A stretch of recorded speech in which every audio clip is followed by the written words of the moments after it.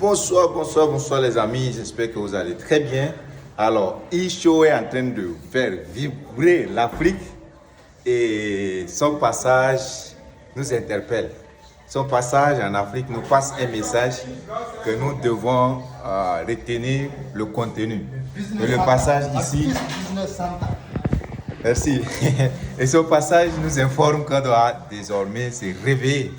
Parce que vous avez vu les millions de personnes qui sont sorties l'accueillir dans tous les pays, dans toutes les villes où il est passé. Il a vraiment marqué les esprits, il a touché les cœurs des gens et vraiment, il a donné une très bonne image de l'Afrique à travers le monde. Donc vraiment, moi je suis très fier de l'avoir suivi, tel que la journée d'aujourd'hui. Je n'avais rien à faire, j'ai passé toute la matinée à suivre ces tournées et vraiment j'ai été impressionné de l'impact que le gars a eu à faire. Alors, nous devons retenir quelques leçons très importantes de son passage. 1. Il a montré une bonne image de l'Afrique. Longtemps, les gens ont toujours présenté la face cachée de l'Afrique. Quand tu vois sur les médias occidentaux, c'est la misère, c'est la pauvreté, c'est les guerres, l'insécurité. Bref, c'est tous ces côtés négatifs de l'Afrique qu'on présente sur les réseaux sociaux, bien sûr les médias. Mais grâce à son passage, l'Occident a retenu que l'image de l'Afrique est aussi meilleure qu'on en pense. L'Afrique a une particularité qui est enviée.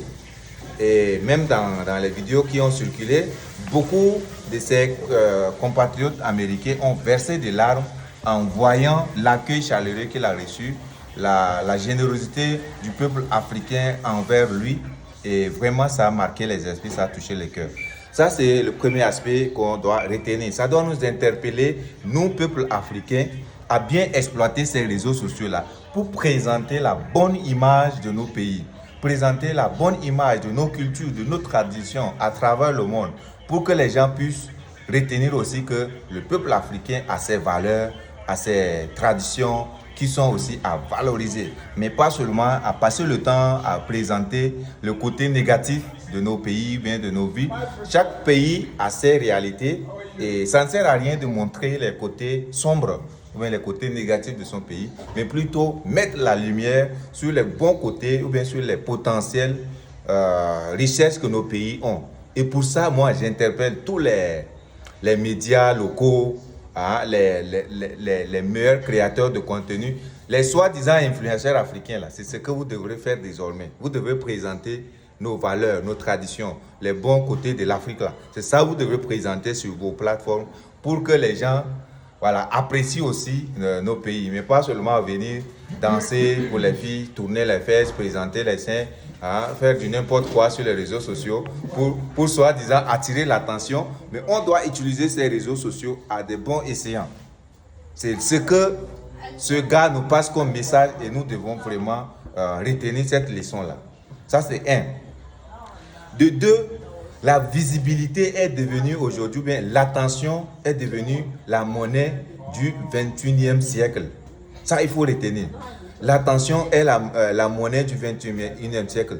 Tous ceux qui gagnent beaucoup d'argent sont ceux qui ont l'attention, ceux qui arrivent à capter l'attention d'une grande audience. Vous voyez? Donc, nous devons chercher à retenir l'attention, mais surtout positivement.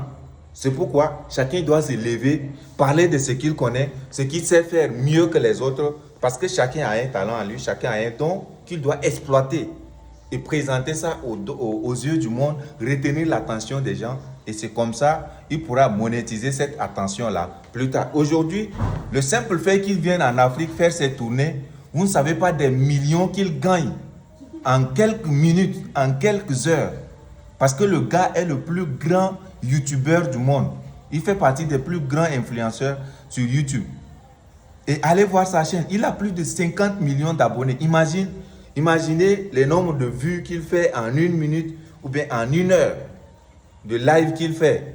C'est simple tourner, il part, il découvre un peu les cultures, il danse, il fait comme de la comédie. Mais c'est des millions le gars gagne. C'est vrai, c'est un gars qui est déjà vachement riche. Mais toujours est-il que ça lui rapporte de l'argent. Et c'est ce que chacun doit chercher à faire désormais. C'est-à-dire chercher à retenir l'attention d'une audience et plus tard chercher à monétiser cette attention-là. Si tu as une offre de formation, si tu as une compétence que les gens recherchent, tu as un service, tu as un produit qui peut intéresser aux gens, tu peux au début créer de l'attention, créer des contenus autour de ça pour retenir l'attention et à la longue vendre ça.